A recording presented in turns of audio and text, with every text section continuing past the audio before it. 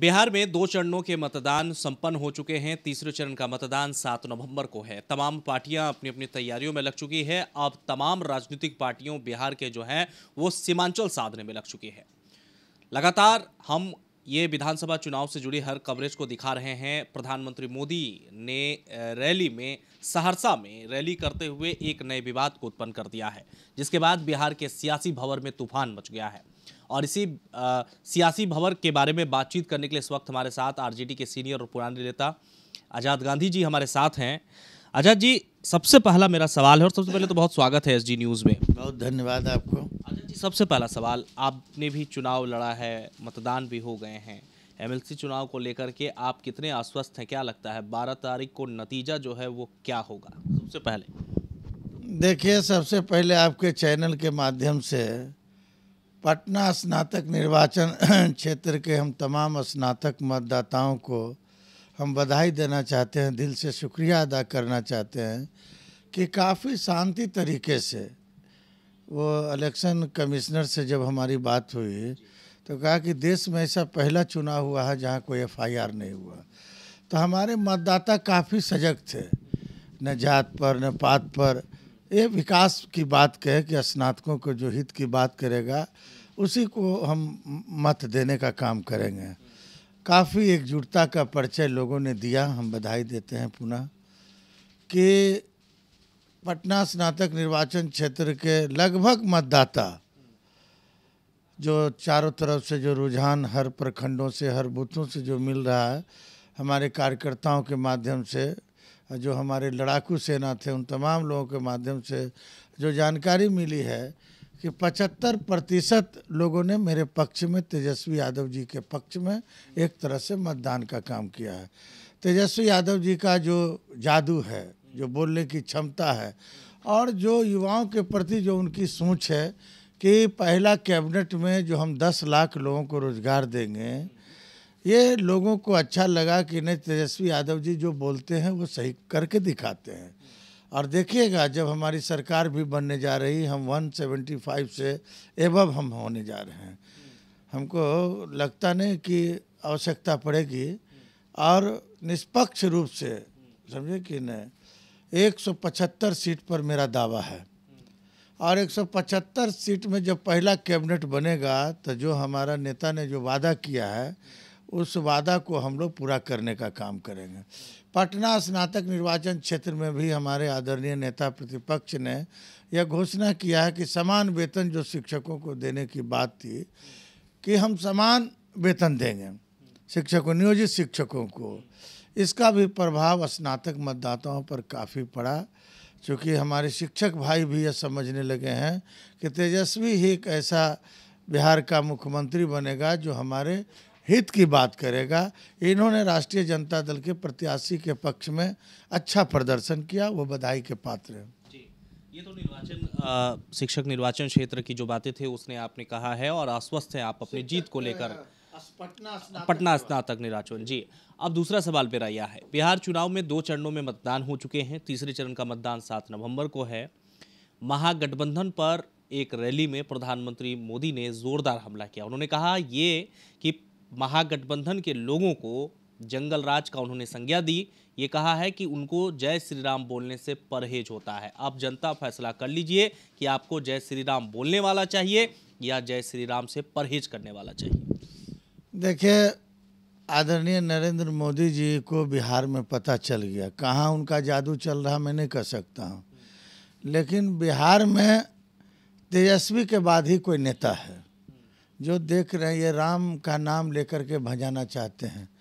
ये लोग जिस राम की चर्चा करते हैं, मैं आपको दावे के साथ कहता हूँ कि जब सवेरे का समय होता है, जब ठंड काफ़ी लगती है, गरीब को, मजदूर को, सामाजिक न्याय के लोगों को कंबल नहीं रहता है, वो राम का नाम सहारा लेते हैं। जब काफ़ी ठंड लगती है गांव घर में, तब देखिएगा हे श्री राम, हे श्री राम, हे जय श्री राम लोग नाम लेते हैं। ये लोग ढकोसलेबाज हैं। हम लोग ओरिजिनल राम के अनुयायी हैं। अगर हम लोग नहीं रहे तो राम का नाम लेने वाला भी कोई नहीं रहेगा। ये लोग सवेरे उठते हैं, धन कमाने के पीछे रहते हैं। भाजपा के लोग कहाँ नो करें, कहाँ छौ करें, यही सब नो छौ में उनका दिन गुजरता है। और हमारे जो लोग हैं सवेरे उठना, प्रभु का याद करना, ये दायित्व है हम लोगों का।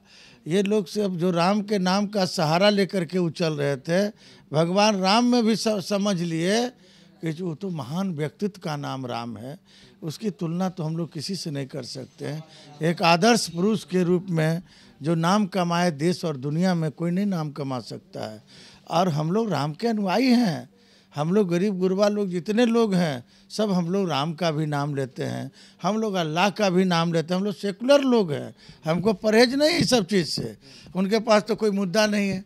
उनका जब प्रधानमंत्री ऐसा आदमी जो भारत का कहा जाता है कि नेता है, किंग ऑफ कंट्री, वो व्यक्ति कह रहा कि जंगल राज का युवराज, ऐसा शब्द का प्रयोग करना एक प्रधानमंत्री को अच्छा नहीं लगता है। अगर जंगल राज का युवराज है तो हजारों हजार की संख्या में जहाँ भी वो मीटिंग में जाते हैं, माने 25,000 से नीचे कहीं भीड़ नहीं रही है।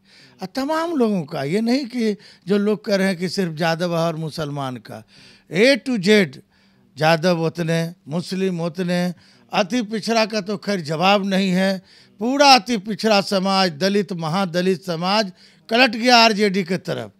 15 साल में जो गरीब गुरबा के साथ जो शोषण हुआ, अत्याचार हुआ, सिर बहलाने फुसलाने का पत्रकार साहब काम हुआ, ज़मीन पर कोई काम नहीं हुआ। जो केंद्र सरकार की योजनाएं थी वो सब आरएसएस के कोटा में गया। ये नहीं है कि बिहार की गरीब जनता लोग जो है उसका लाभ उठाए। हम बैंक में जब जाते थे तो बैंक में फिक्स था कि सब आरएसएस के लोगों को लोन दिया जाए। जो भी अटल पेंशन योजना हो, चाहे जो तरह का योजना हो, सब आरएसएस के लोगों ने लाभ उठाया और हमारे लोग वंचित रह गए आश्वासन के बल पर। अति पिछड़ा दलित महादलित ने इन बातों को समझा कि नहीं, ये फेंकू सरकार है, सिर्फ बोलने वाला है, कुछ करने वाला नहीं है। हमारे लोगों को जो पलायन, जो गरीब गुरबा हो रहा, उस पर रोक नहीं लगा।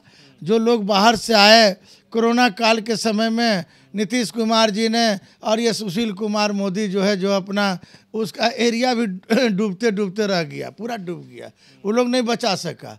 वैसे नेता ने कहा था कि जो कोरोना से लोग आ रहे हैं बिहार में, हम उसको अब जाने नहीं देंगे, यहीं सब रोजगार देंगे। मेरा दावा कहा कि एनआरईपी में देंगे, मनरेगा में देंगे, जो सरकार की मुख्यमंत्री का जो योजना है उन तमाम लोगों को रोजगार दिया जाएगा। सुशील मोदी की आपने आज जी बात की है। सुशील मोदी ने ट्वीट कर ये कहा है और राबड़ी देवी पर हमला कहा है, जंगल राज की देवी उन्हें कहा है ट्वीट के जरिए। वो जंगल राज की देवी नहीं है। आदरणीय राबड़ी देवी जी गरीबों की देवी है। बिहार की 80% आवाम और जो 20% में जो गरीब गुरबा लोग हैं स्वर्ण समाज में, उन तमाम लोगों को राबड़ी देवी जी को देवी का रूप दिया है। और वाकई में देवी का सारा गुण आदरणीय राबड़ी देवी में है। राबड़ी देवी में कोई जात पात मैंने नहीं देखा। एक महिला होकर के इतना सारी योजना अपने मुख्यमंत्री काल में जो गरीबों के लिए काम किया, 13 जाति को, मैं दावे के साथ कहता हूँ कि राबड़ी देवी जी की ऐसा सोच था कि जो बिहार के जो दबे कुचले लोग थे, अति पिछड़ा समाज के लोगों को, जिसके आरक्षण की आवश्यकता थी इस राज्य में, चूँकि अति पिछड़ा में इतनी जातियों को समाहित किए आदरणीय नीतीश जी, और सारे अति पिछड़ा में जो ऊंची जाति के लोग थे उसमें दबंग लोग, उसका लाभ लोगों ने लिया। तो राबड़ी देवी जी पहले से सोच की नेता थी, उनको ज्ञान था कि हो सकता है ऐसा लोग करे, तो उन्होंने 13 जातियों को अनुसूचित जाति में शामिल करने का ध्वनि मत से विधान परिषद से प्रस्ताव भारत सरकार को भेजा। तो हम हमारे दृष्टिकोण से, हम गरीबों के दृष्टिकोण से, अति पिछड़ा दलित महादलित के तमाम लोग, पिछड़ा समाज के लोग, आदरणीय राबड़ी देवी जी को हम लोग राजमाता और माता का दर्जा देते हैं, जो सारा गुण उनमें है। आजाद जी, का अंतिम सवाल आपसे ये है कि महागठबंधन, क्या लगता है आपको चुनाव नतीजे 10 तारीख को क्या होगा? और ये सवाल आपसे मैं इसलिए पूछ रहा हूँ कि आप एक ज्योतिष पर भी बहुत ज़्यादा विश्वास करते हैं और आपकी कई बार भविष्यवाणियाँ जो है, खास करके मुझसे ही आपने बात की थी, साबित भी हुई है।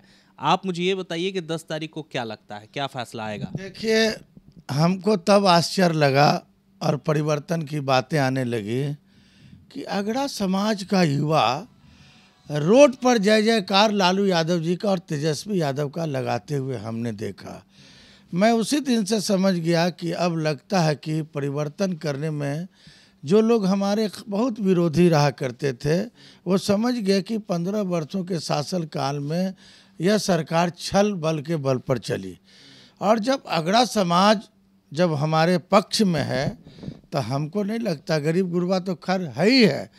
तो जो A to Z की बात आदरणीय हमारे नेता तेजस्वी यादव जी कहे थे, वह A to Z को पटल पर लाने का प्रयास किए, और हमको जो पूर्वानुमान है हर दृष्टिकोण से, सामाजिक दृष्टिकोण हो या सामाजिक न्याय की धारा के दृष्टिकोण हो, चाहे अगड़ी जाति का जो हम देख रहे हैं उनका नज़रिया, उनकी जो सोच है, उन तमाम दृष्टिकोण से यह दर्शा रहा है कि आदरणीय नेता तेजस्वी यादव जी के पक्ष में 175 सीट से भी ज़्यादा आने की संभावना है।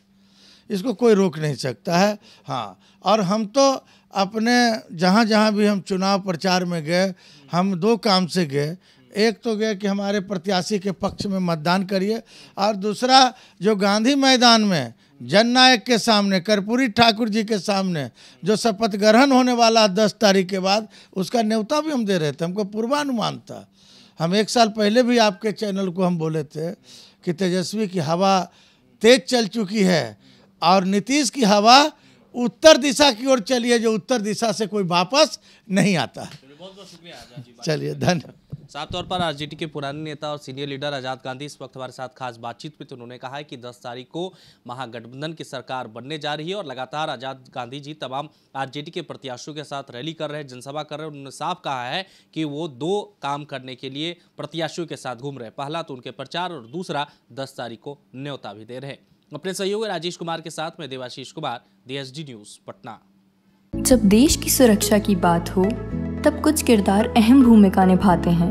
बेजोड़ शटर्स और शटर लॉक्स, मजबूती की मिसाल कायम करने वाले स्टील पाइप्स, सर्वश्रेष्ठ गुणवत्ता से भरपूर शटर लैथ और अटूट इंटरनल लॉक्स।